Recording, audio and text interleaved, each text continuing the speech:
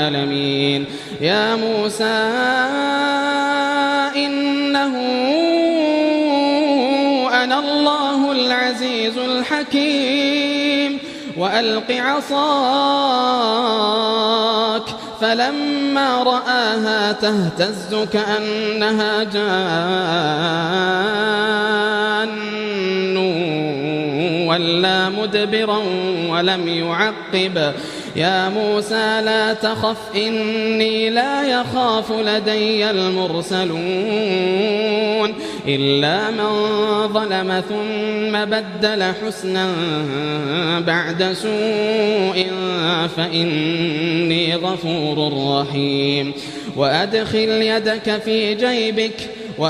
يدك في جيبك تخرج بيضاء من غير سوء في 9 آيات